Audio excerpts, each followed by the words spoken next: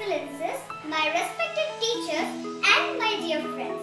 I am Priyanjana Chatterjee. My name is Sanchita Mitra. My name is Riddhi Agarwal. I am Vardhan Rajiv Kumar Bela. My name is Riddhi Agarwal. I am Anviksha. I am Devati Kundu of grade 6. Kavya Soni from Bosco School.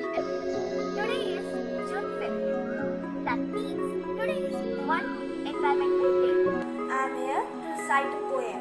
The title of my poem is Nature's Beauty. Going to recite a poem on World Environment Day. It's going to recite a beautiful poem named Mother Nature. Few lines on Environment Day. I am here to recite a poem and the name of my poem is Daffodils.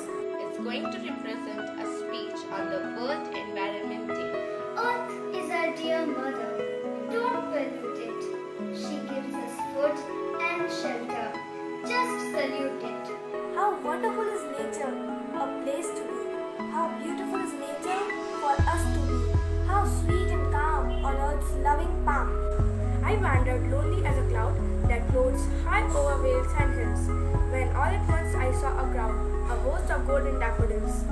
The United Nations established in 1972 to mark the opening of the Stockholm Conference on Human Environment. But the most important thing is to always get involved with the environment. Don't get disinvolved with the environment. And now, the theme of the World Environment Day 2020 is Time for Nature. We live on Earth. In this way, the Earth is our first home. So to save the wildlife, save the environment, to live happily on this planet under the roof of a healthy environment. Mother Nature. The world is always changing, constantly rearranging. From ocean winds to mountain peaks, Mother Nature moves and speaks.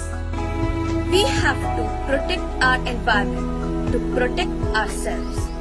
Let's come together to save the environment.